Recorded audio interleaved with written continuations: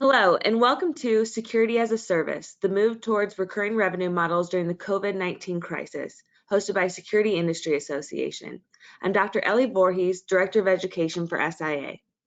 SIA is the leading trade association for physical security technology businesses. We have more than 1,000 corporate members, including manufacturers, integrators, service providers, and others. We provide a variety of resources and services to our members, including many related to the business challenges created by the COVID-19 pandemic. They can be found on our website at securityindustry.org.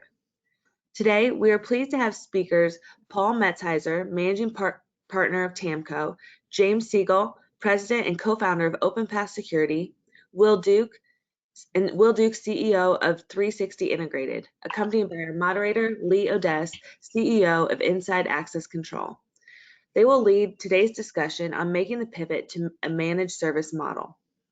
Please remember that we'll have a Q&A session at the end, so go ahead and submit your questions in the sidebar at any point during the webinar. Also, we will make this presentation and a link to the recording available on the SIA website. All webinar registrants will receive an email link to this recording.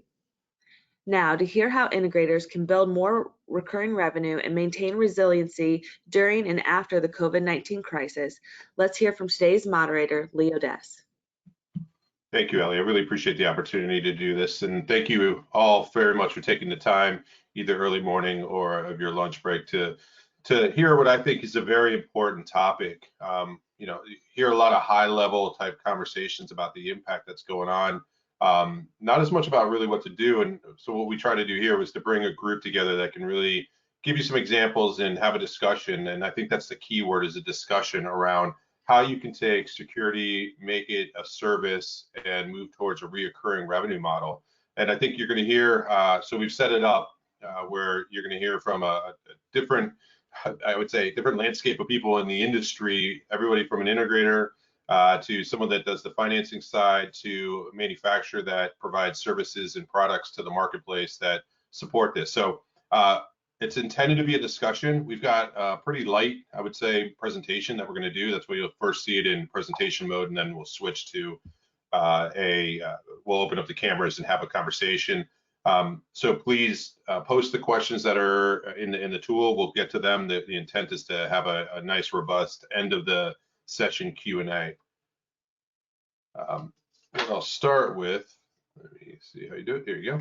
All right. So what we'll do is we'll quickly do some introductions, go around the room, and so you know who's going to be speaking, and then we'll jump right into it. So Will, why don't you kick it off?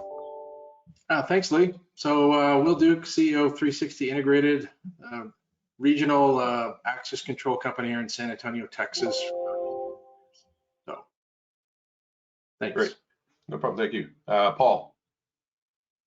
Paul Metzheiser, Managing Partner at TAMCO, just based outside of Tampa, Florida, and we provide the financing for security integrators to take the equipment and the services and bundle them together.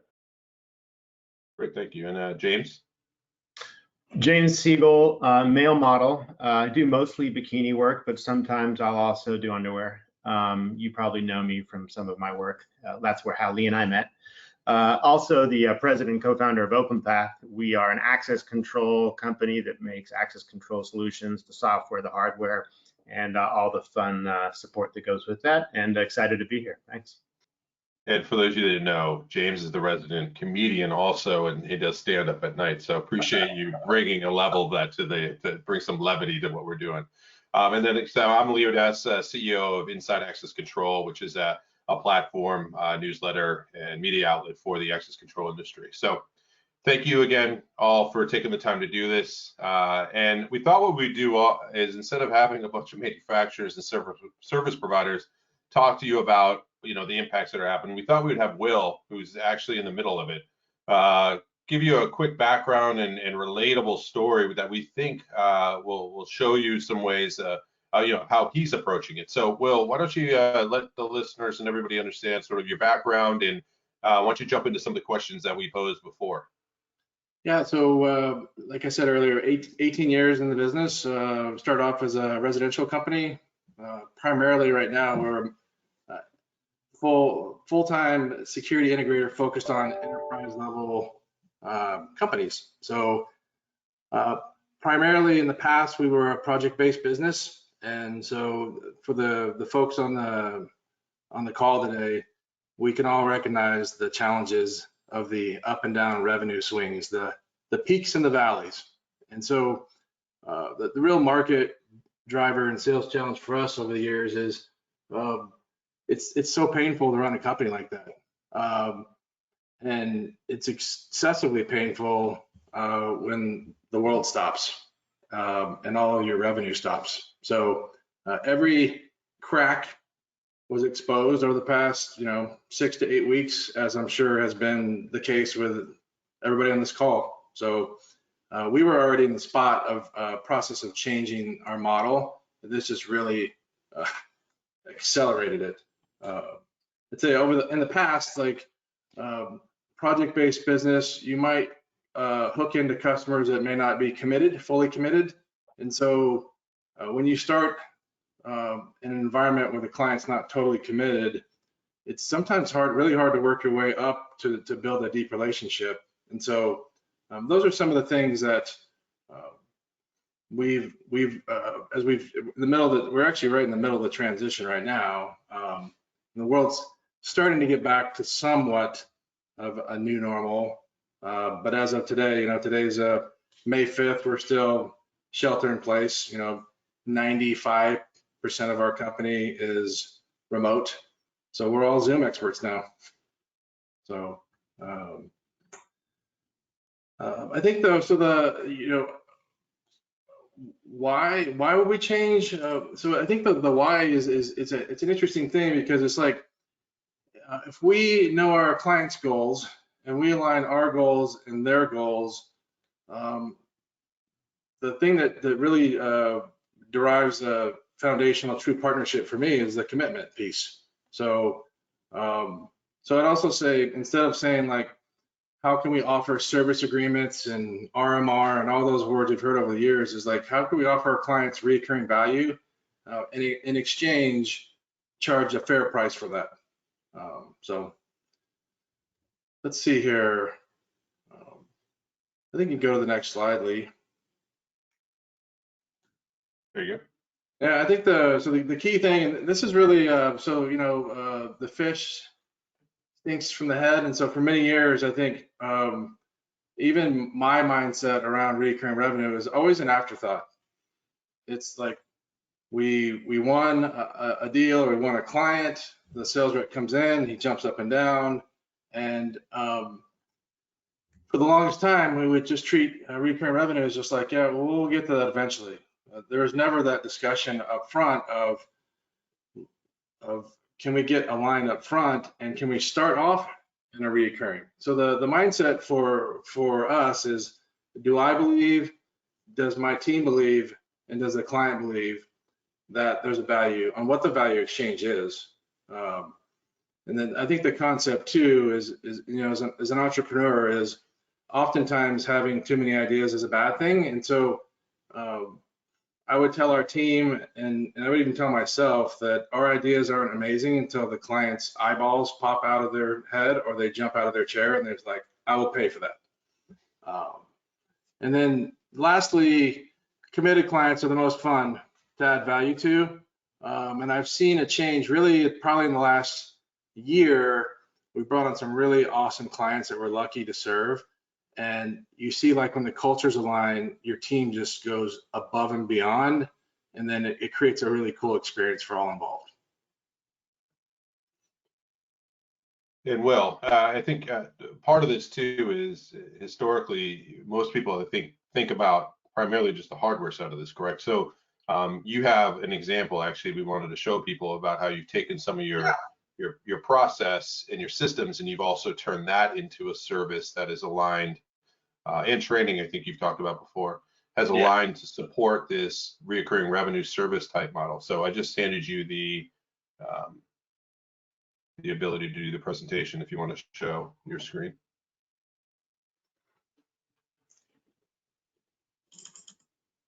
All right.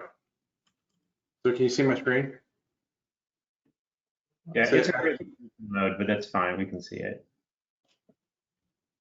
Is it showing the internal screen? It's the internal screen. Yeah. If you take it out of slideshow mode and just show it slide by slide, that'll be fine. Okay. Yeah. So I think this is probably about 2.5, 3 years ago. We were looking for a way to keep track of all of our stuff. So we went to different project management software. And so Joseph DeSanjo, my business partner, and I, we just decided to build our own product. And the fundamental question we were trying to solve is, how do we keep track of all of our stuff? How do we know where things are at? And so we decided to create a software platform that we eventually developed into a separate company. And we thought so much of it that we decided that we want to also share it with the world. And so just super high level, it's a cloud-based software. You bring in your blueprints, and then all those icons on the screen are digital assets on the page. And so you can click into the asset and it's got, IP, Mac, data is installed. And then every time a technician touches that device, you've got a truly archived history. So that's been a pretty amazing thing. It really addresses the three components of what an integrator offers, which is we grab it up front with a design portion of the design module of the software. And so we're out there in the field doing assessments with our iPads, clicking pictures, taking current existing site conditions, and then we come back into the office and our engineers and team work together. What's really been cool is to have our clients to participate in that up front, where they're like, move the camera over here and I want the car reader on this door. So once it goes from a design component, it goes into the installation. And so now our project managers man the ship, and we're able to actually give the client visibility on everything that's going on during the process. And then the final component is the design piece, which is the true heart of where we wanted to get to from the beginning. And so this is one of many things that we offer that helps enhance our client experience to make customers sticky and truly offer real value. And so it's been an interesting educational process. And Joseph, I got to give him a lot of credit. Has just gone all in, and we just built this software platform from scratch. But we're using our knowledge, our 18 years of knowledge, saying like, how do we solve this problem and make what we're doing totally transparent to our team, to our customers, to our partners. And then what you have now is you've got a dashboard, intelligence. We've got both an Android and an iOS app. And so we're always feeding our digital assets onto the floor plan, which, PDF, CAD, JPEG. And so we're never looking for prints. We're not looking if we're on revision 3 or revision 4. And it's been a lot easier and a lot less noisy inside our company. So can I just add something? Because what I think is really cool about this, coming from the vendor manufacturer side, is that Will is a system integration partner of ours, right? So he's ordering access control components and parts, and he can now track more efficiently and effectively what inventory he has on hand, so that he can basically have real-time assets available for jobs. Because as we all know, customers kind of call you up at the last minute and they're like, yeah, I want this done tomorrow, even though I've been waiting, on this proposal for 6 weeks. And so what we're able to do is we're able to, basically plan inventory management with him as a partner much more effectively thanks to this.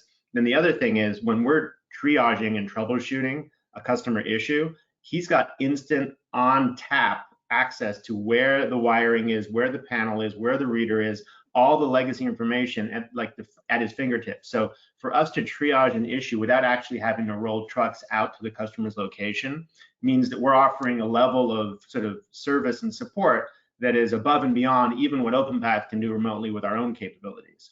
And so one of the things I really like about his approach as a system integrator who's moved from kind of one and done hardware and labor sales to a model that doesn't just have recurring revenue and our technology, but has recurring value, is that they've invested in their own technology, their own business process, and their own support and service model to put even more value on top of that basic monthly fee, so that the customer just feels like they're getting so much more from it. And I think that's really important, because I think each system integrator who's out there who's listening to this, bundles their own value proposition together, whether it's consultative services to actually, have quarterly business reviews with your clients and give them advice, or whether it's, real-time support to be able to not have to roll trucks, but to triage and remotely, resolve issues, or whether it's just having the right inventory and the right information on hand to respond right away when they want upgrades or they want to change things. And so I think that's part of the value of listening to your customer and offering not just recurring revenue, but recurring value. Yeah. Thanks, James. I like it. All right, so let me switch this back to myself, and then Paul, hand it off to you to go into the next story. Let me. No, just to pick up on that while you're pulling that up, I think that it's really important to, one of the things that Will and other integrators have to do to make the pivot. It's one thing to want recurring revenue. It's another thing to create the value. I think that's an example right there of creating the value. And so the challenge that we all have in the industry is we've been selling cash and project-based sales for 5, 10, 15 years. And you can't just wave a wand and say, hey, I want recurring revenue. There's things that you have to do. And you have to have value, not just because, hey, Mr. Customer, it's good for me, it's good for my shareholders, it's good for my salespeople. There has to be compelling value. So one of the things that we've learned as a finance company that's helping integrators pull this all together is that it's not just about financing. And that's really what we want to talk about, because we've learned in the last 18 months that having relevant financing is important, but it's not the only thing. And we had gone through a time where folks were signing up with us thinking they were checking a box and hitting the mark to build recurring revenue. And just because I have this new finance offering, it's going to happen. And the reality is it's so much more than that. And Will's a great example of all the things that he had to go through. So what we've done is we want to share with you a blueprint. If you're interested in making that pivot, making that shift, here are 8 pillars to really shift to a service model versus saying you have the offering. And the first one, and Will touched on it, was mindset. The leadership has to buy in. And if you're not bought in to make this pivot, to make this change, then this whole thing's going to fall down. And it's hard. It's human nature to resist and fight change. So those that embrace the change and you're bought in from the top, that's paramount to anything.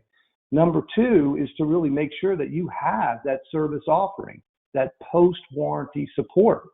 So it goes down to being able to price it up, having the service contract, having the support people, and then having the value, concierge service or tracking and all the things that Will just talked about, the unique value within the offering. Number 3, and a mistake we see all the time, is you have to productize the offering. What's it called? Include it in the products. Make sure it is part of your salespeople vernacular and what includes, what it doesn't include, and make that an outward representation of what that offering is and express that value. Number 4, you have to be able to recognize that just because you have a monthly payment, we've got to convert the selling style. It's very different to sell a subscription service compared to a cash sale. So that's really paramount to the conversion. Number 5, you have to have relevant financing. This is what we do. We include obsolescence protection and other things of that nature. We fit into that subscription consumption model. But if it's not us, make sure you have that, and be careful not to try to dress up a lease. A lease is designed for ownership. This is about service. Number 6 is compensation. And this is where a lot of folks fall down. So you have to make sure, if this is important to your organization to build recurring revenue, you have to compensate the salespeople accordingly. The biggest mistake we see is that they want to pay sales reps when they get the money. That's not the way salespeople are wired. That's not their DNA.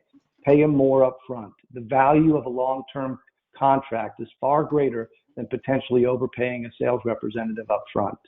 Number 7, this is important too. You've got to tell the world, why are you making this shift? What is the value?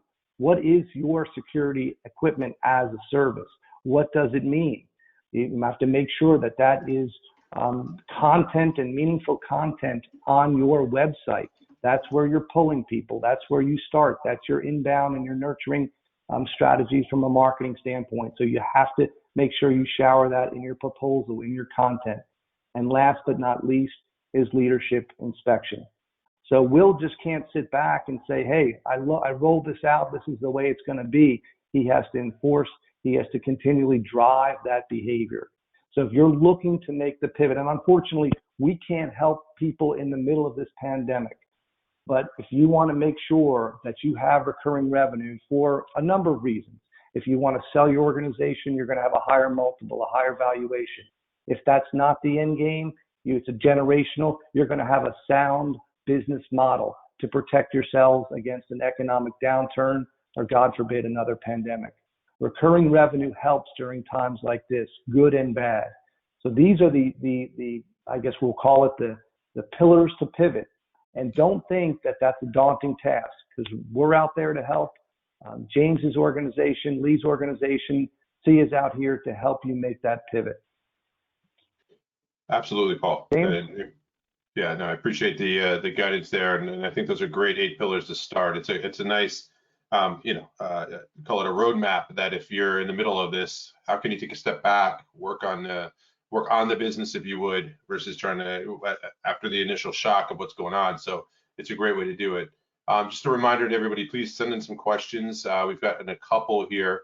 I'm going to go ahead and turn off the presentation so that we then get to, how do we do this to the video side? Sorry. I don't know how you do it.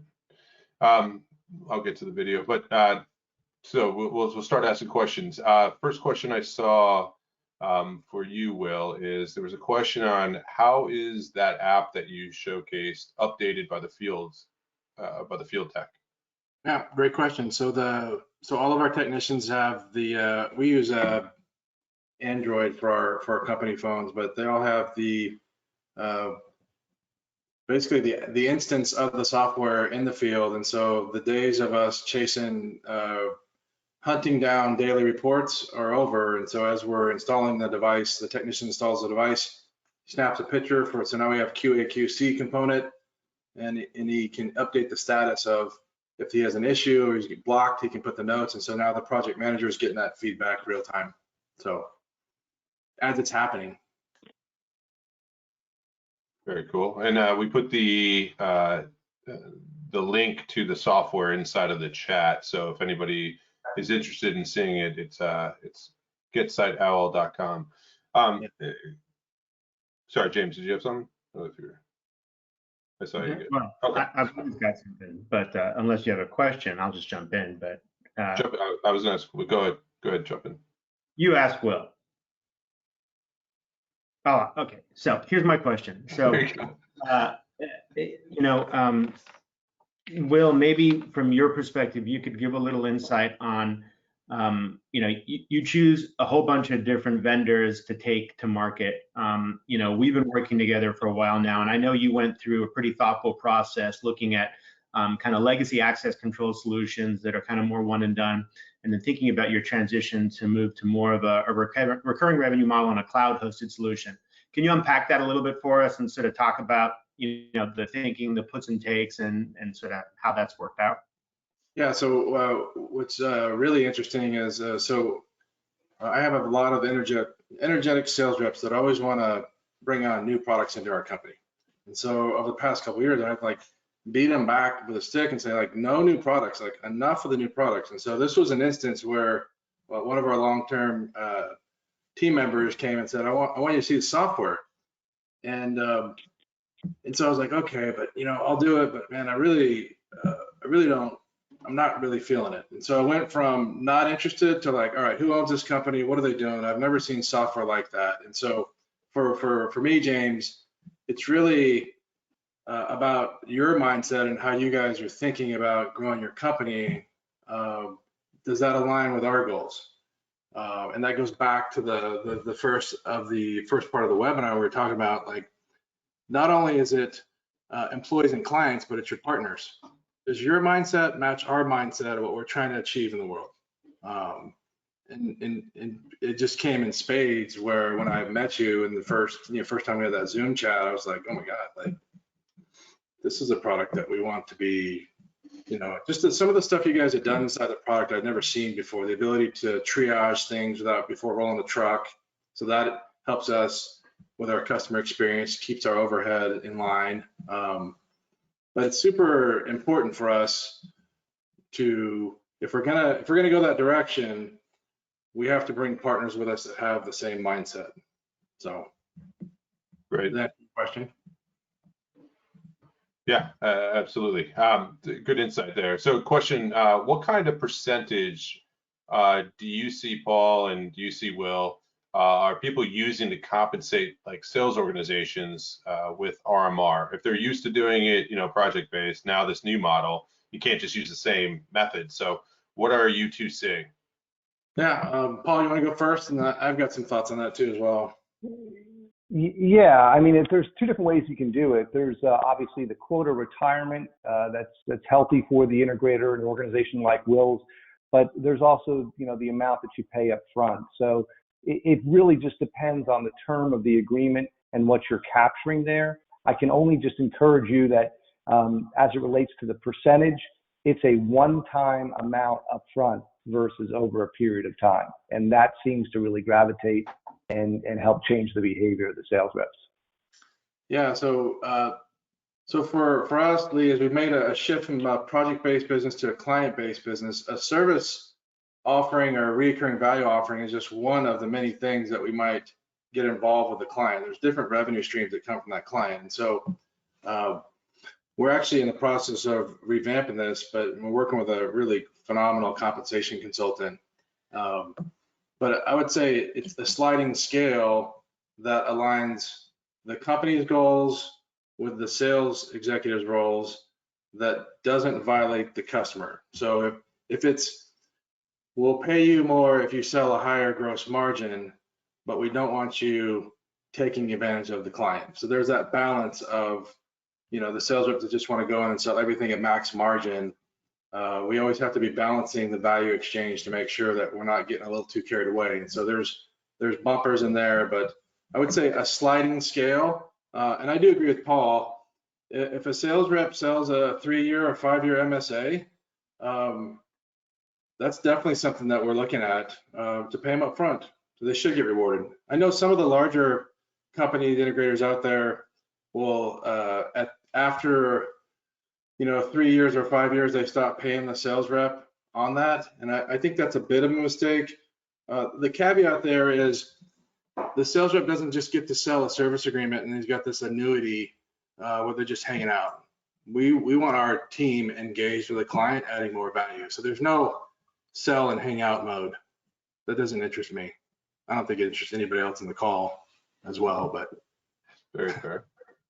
Dan Sanchez, thanks for that question. Great answers, guys. And another one from Dan Cressman.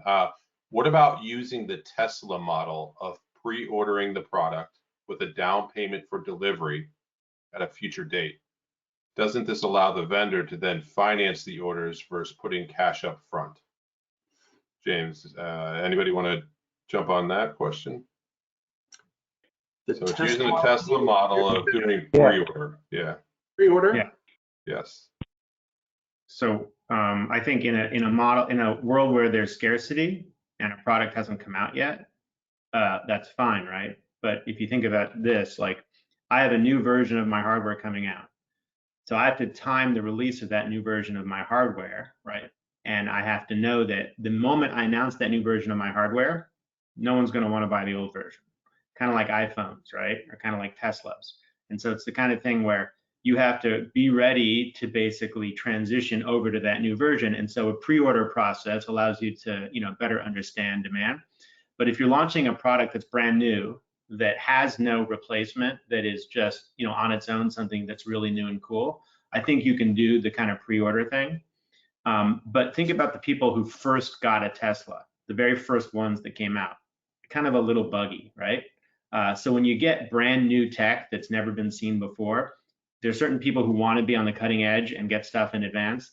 And then there's other people who are just like, no. And by the way, most everyone I've ever met in the access control world is this way.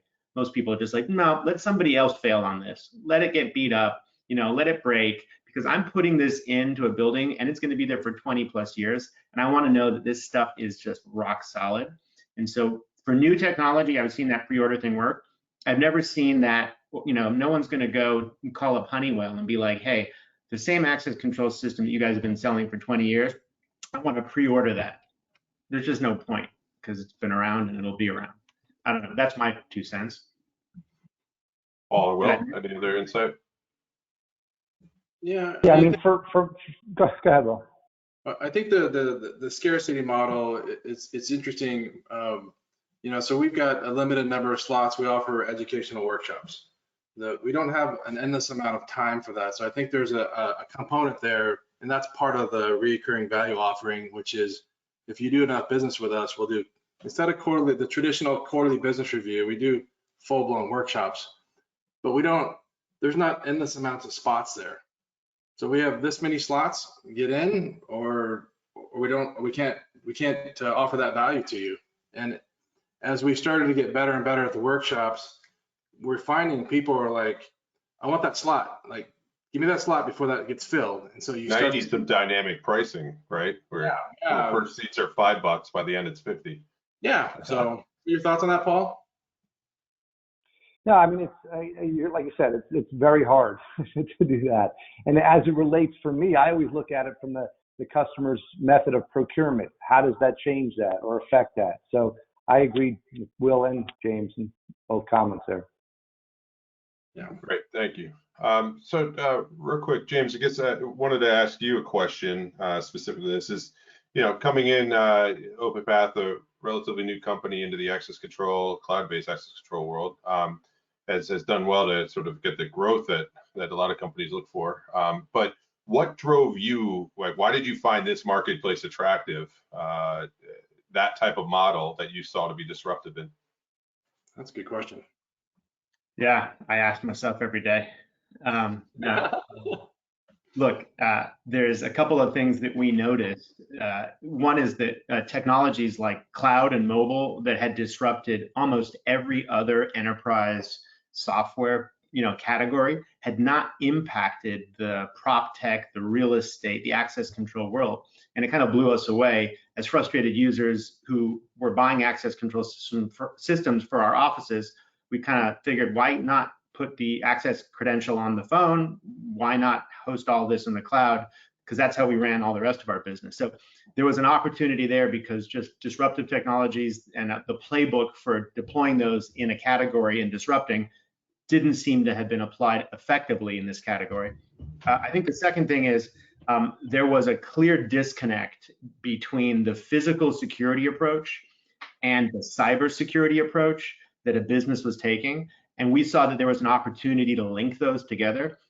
You were seeing like, the Home Depot, thing, or the Target thing, where physical breaches, like somebody was able to physically access an HVAC system and that allowed them to, breach the data, or someone was able to put like a physical card swiping, copying thing on a reader, and that was able to, steal data. So there's a physical element to cybersecurity, and that connection wasn't made, and we wanted to bring that together.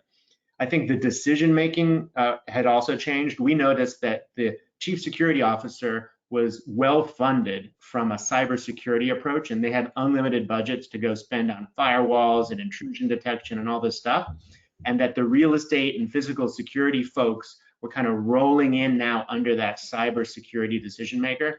And that cybersecurity decision maker had tons of funding and understood the cloud. They were used to buying cloud technology. They wanted to buy cloud technology. And so when the decision-making changes, that's also a big opportunity. And finally, I'd have to say that just the population of users in the workplace was changing. You have 5 generations of different folks, from baby boomers down to millennials, down to Gen Zs and Gen X, Gen Y, and they all have different ways that they use technology, but ubiquitously, they all use this thing. They all use their phone, and we saw that being a huge trend. And then now, who would have ever predicted COVID? And now the idea of having hands-free, touchless technology where you keep your phone in your pocket, you don't have to touch anything and the door opens, that is clearly a massively important get back to work trend that we can all take advantage of. So that all leaned in towards This is recurring value. This is zero-day threat where you can push updates down to the connected IoT infrastructure in your building. You can have a mobile phone that has real-time updates, and you can have the latest and the greatest capabilities. All of that lended itself to us diving into this and saying, wow, let's disrupt this marketplace. Very cool. Thank you for sharing that. And Paul, question for you. So whenever you do something new, right, sometimes it's good to understand the risk associated with it as well. Since you see a lot of companies that have moved to this type of model, can you speak to any of the risks that you maybe should keep an eye out as you go into it? I would say there's greater risk if they don't make the transition. But as it relates to, the risk, there really are none. It comes down to, again, the mindset, the leadership, and the consistent effort to do all those things that Will and other companies are doing.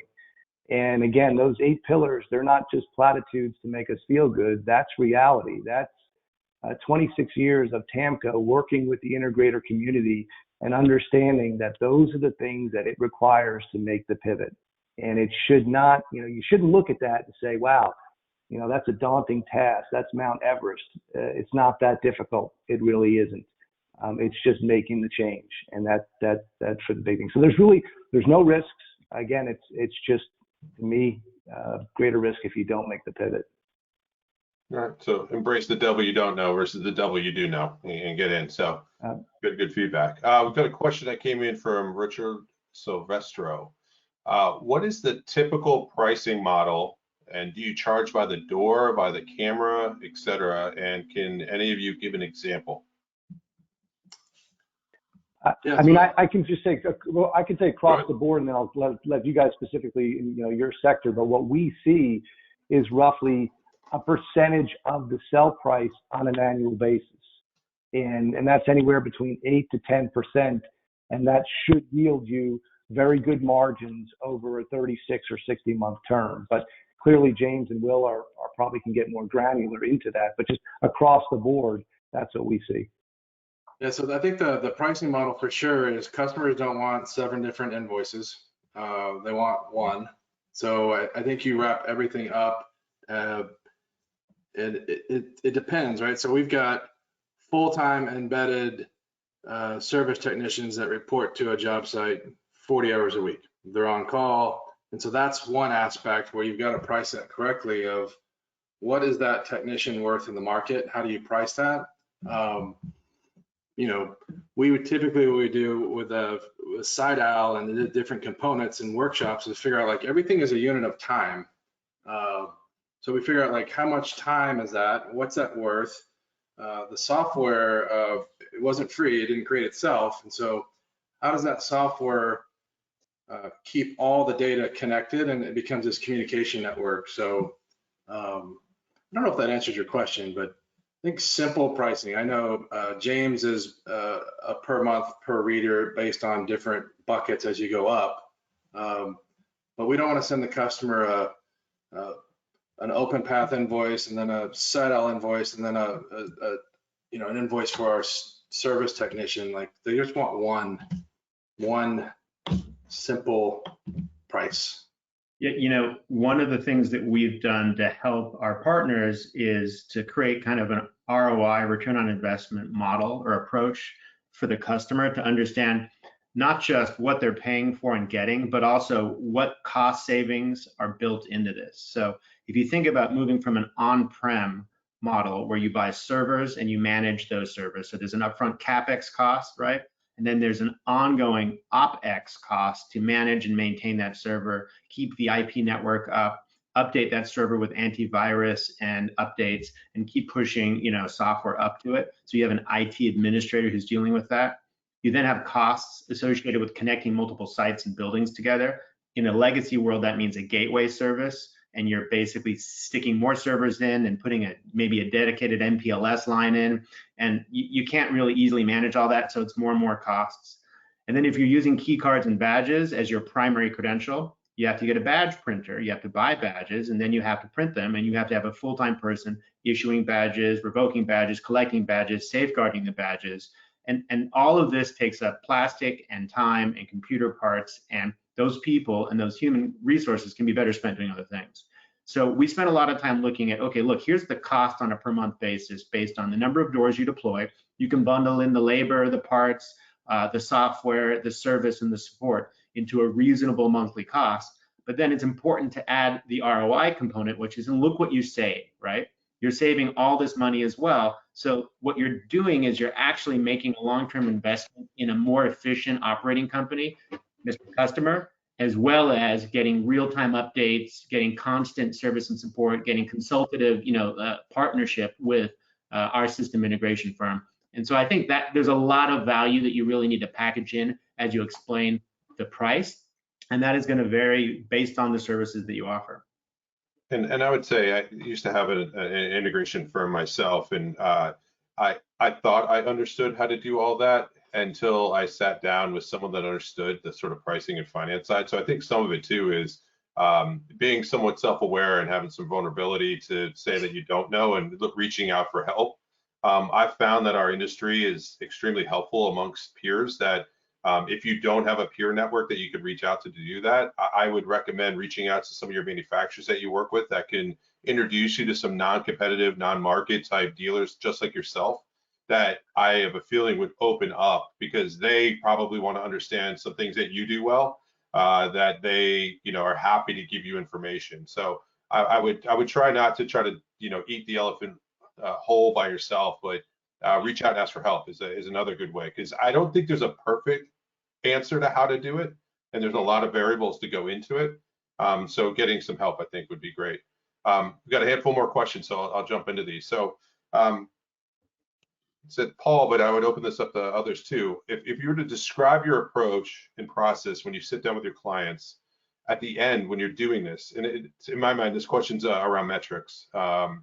It's sort of, how do you review the performance results of your offering, and how do you prepare them for a renewal when this happens? Great question. Yeah, I mean, as it goes back to the the original offering, and Will touched on this, you have to be able to solve something. So it's not just a monthly payment, and we're going to come out of this, and we're probably going to get more looks because of the whole budget thing. And we would argue that's not really a good reason, but it's a reason. We say if you have your cash, keep your working capital working.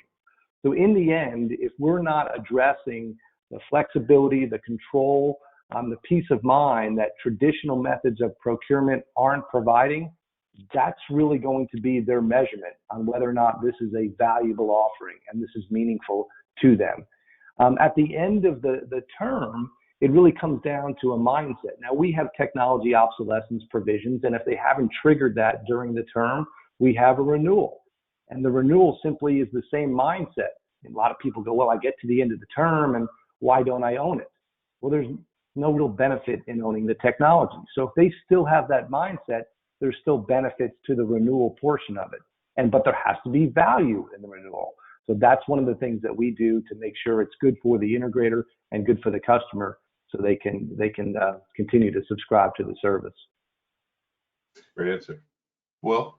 Yeah, so I think it's if you're like on month 11 in 2 weeks and you're trying to walk into the client and say like, let's get a renew, you're making it all by yourself. If you don't touch the client along the way, and this is where the quarterly workshops and the different components, it's not a touch just to say, just checking in, see how you're doing. It's a touch saying like, are we solving your problems? We had a call this morning with one of our large healthcare clients, and we literally would go through the priorities and say like, are these still your priorities? And they're like, no, those two have moved, these two have moved up. And so what we have in a larger client is their priorities are always changing, especially right now. But the touch is, for the larger clients, I will get on a call every quarter and do a face-to-face with the executive stakeholder of that group and literally ask, how are we doing? What can we do better? I think from a system performance is uptime on system, response time. Did we get out there and solve the problem the first time? Or did we take 7 trips? Do we have the parts that we sold you in our truck, or do we have to order them from wherever? And just done that as well. But but it's the commitment both ways. James. Yeah, I'd say this, in the enterprise software world, where SaaS, software as a service, is such a real sort of understood, business value proposition. You are constantly getting new features and capabilities from your SaaS provider because they keep investing in the platform. And part of the reason why you pay every month for that software is to get the new stuff.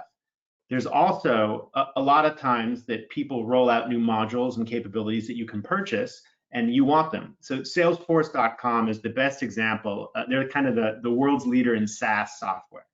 And they started out basically selling, $50 per month per seat. And they were selling against Oracle and Siebel that would sell these multi-million-dollar, one-time, complicated deployments, right? And now, here we are 20 years later, and if you want to buy Salesforce and you want their enterprise edition, you're paying $350 or $400 a month per seat. And we're all happy, well, not happy, but we're paying it, right? Because we see the value. And so with OpenPath, what we've done is we've built a feature set that's robust in there. And what we do is we keep adding new capabilities, new modules, new packages, so that one, we're automatically upselling the end user, the customer, on this. And our system integrator who installed it and sold it is instantly going to get an uplift in their monthly recurring, just as we do. As people sign up for the new feature they see in the control panel and they say, oh, I want to try this, click, yes, I'd like to try it for 30 days and then I'll buy it, and boom, now their monthly recurring's gone up.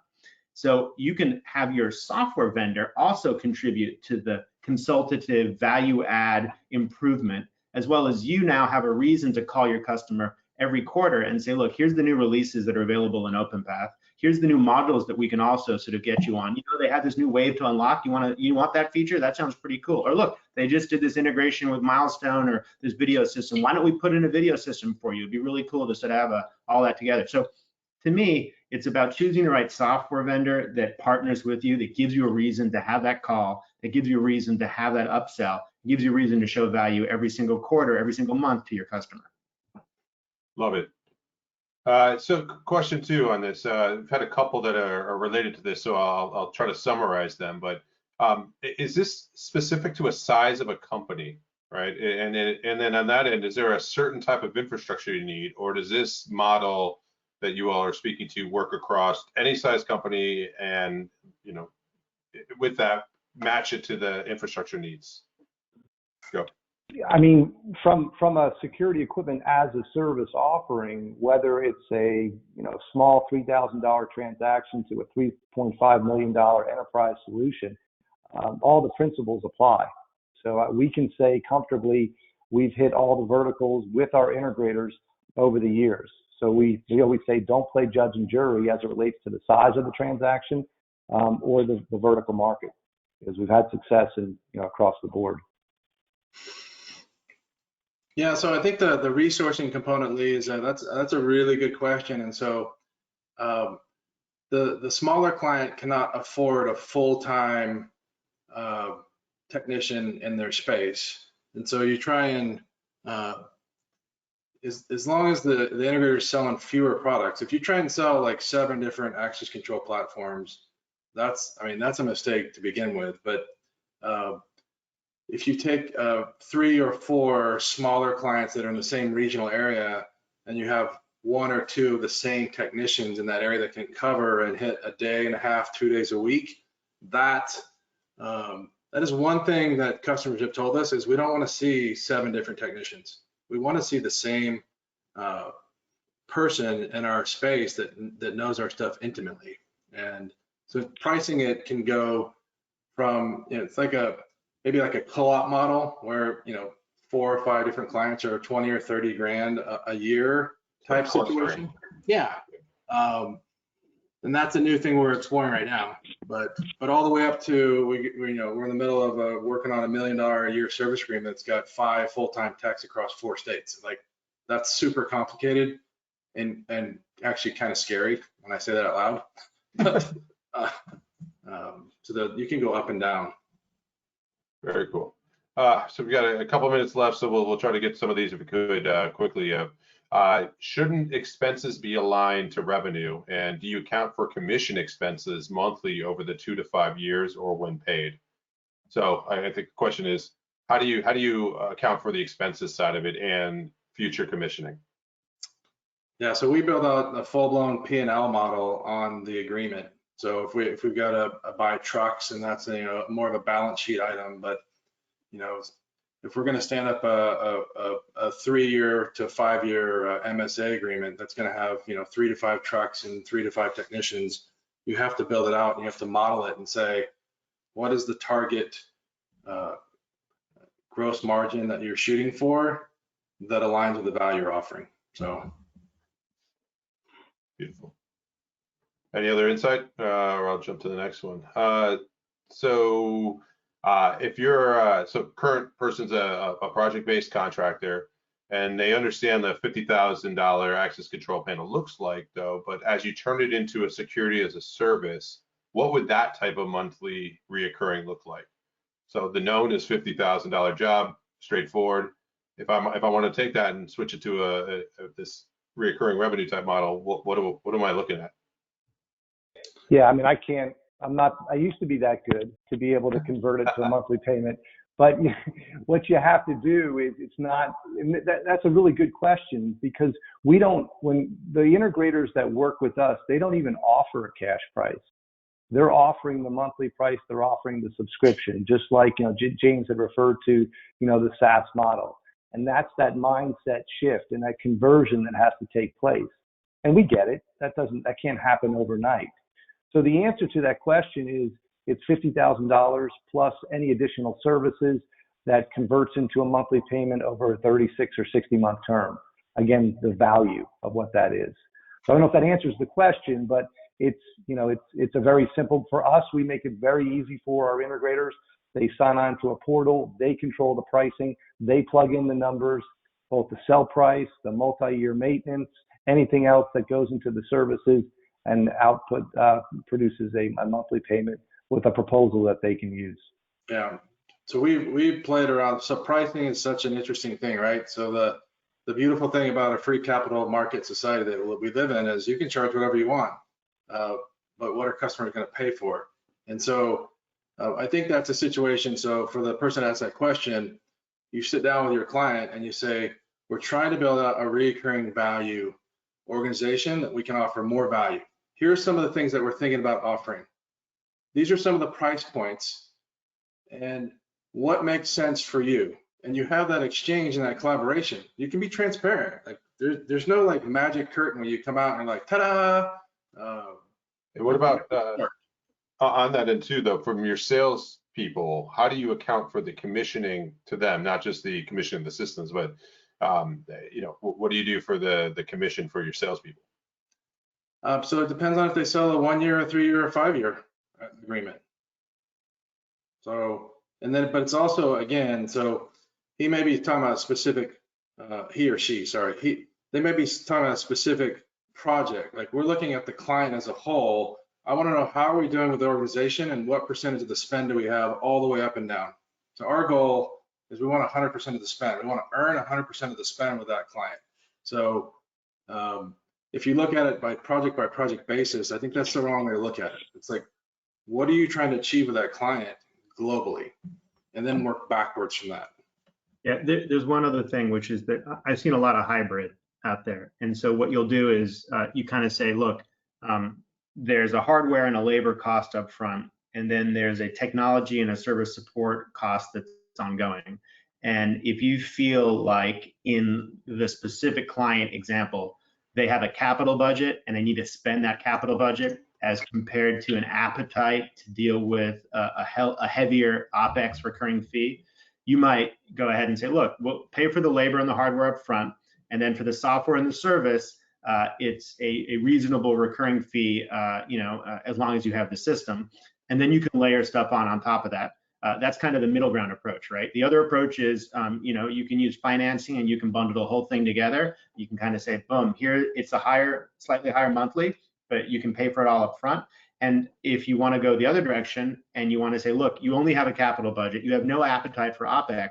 Okay, I'm going to do a little bit of this, and what I'm going to say is you're going to pay for 3 years or 5 years up front of this agreement, because maybe you're a tenant who's only got a 5-year lease on a piece of office space.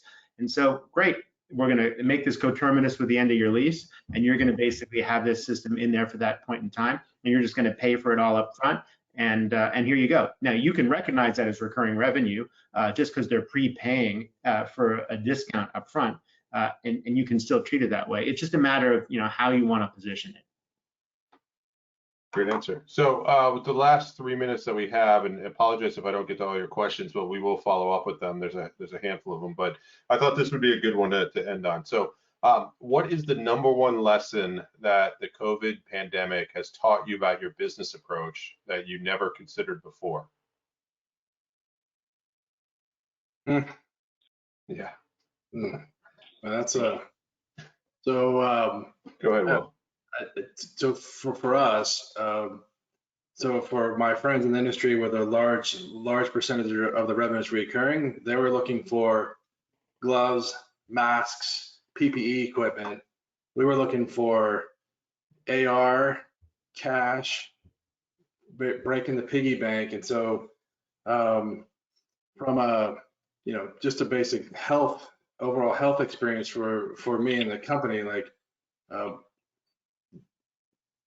prepare your company for upturns and downturns. And macroeconomics is, this is obviously a health thing, but 2008 was a rough year for us, as long as other people on the call that were through in business. But prepare for the future now. Focus on what are you going to do in the next 100 days, and what did you learn? Why it's still fresh and it's still painful. Like, we're not out of this yet. We haven't rung a bell and we're done. It's, where's our cash reserves? What are we doing going forward? What do we learn? What do we want to not experience again? And so those are my thoughts. Yeah. Paul and James? Yeah, I'd say as carefully as you pick your employees, you want to pick your customers. And so to the degree that you have a tremendous concentration of customers in a specific vertical, let's say hotels, where all you were doing, hospitality was everything for you, hotels, casinos, bars, your customer base just went away in a big way right now. So I think some level of customer diversification across different verticals gets you through the rough times. Clearly, the pivot that Will and 360 is going through is a pivot that many of the folks watching today are asking themselves, am I ready to make? And it's a little tough early on, because from a financing perspective, if you could get a $50,000 deal signed today and get that cash in, cash might be king in your world right now, compared to, hey, I'm going to get $1,000 a month for 100 months. And so I recognize the fact that there are times when you need to just get the cash in, and maybe it's just a matter of how you position your recurring revenue sale as here's a discount to basically pay now for the recurring revenue value of 3 years or 5 years, but you can still recognize it. And I think your company as a system integrator is valued higher if you are a recurring revenue company than you are if you are a one and done company. And from a long-term value perspective, in terms of riding the waves of the ups and downs of the economic cycle, and also being able to potentially exit your company and sell it for a higher multiple, being in a recurring revenue business is just a lot better across many different things. So this is that time to pivot. Well, yeah, in the spirit of time, I do just, for what James had mentioned there, and what we do, and this is the only part I'll share because there's a misconception, we still pay the integrator the full sell price. So in that case of that $50,000, you would get that money. What we're doing is we're helping them bundle those services, whatever those services are. It could be post-warranty services. It could be what Will designed, whatever you can put in there to have value. So I just want to make that point there, because cash is king right now. And I think, the biggest thing that I've learned is that, the folks that we have been able to help along the way, they're the ones that are calling and saying, Paul, thank you, for all you guys have been able to do, because we have, helped them make the pivot, and they're going to weather a storm just like we are, but they feel they're going to come out of this a lot stronger if they hadn't changed their model about 3 or 4 years ago. Well, with that, I think that's a great way to end on that. So thank you, the three of you, for taking the time to do this, and also thank everybody that joined. We had a good amount of people on the line, and you stayed engaged throughout. Like we said, if we missed any questions, we'll follow up with you. There was one quick. Will, what's your shirt say? People are wondering what that is. It says inspire, be Inspired, inspired. be inspired. There you go. It's a reoccurring. The reoccurring. The reoccurring, the circle of life. So yeah, so thank you all very much. You see the contact information that's up here. Reach out to Sia if you want to get a hold of anybody in particular. And be safe and be healthy. Thank you. Appreciate it. See you guys. Thanks, Bye. folks. Thank you. Thanks, guys.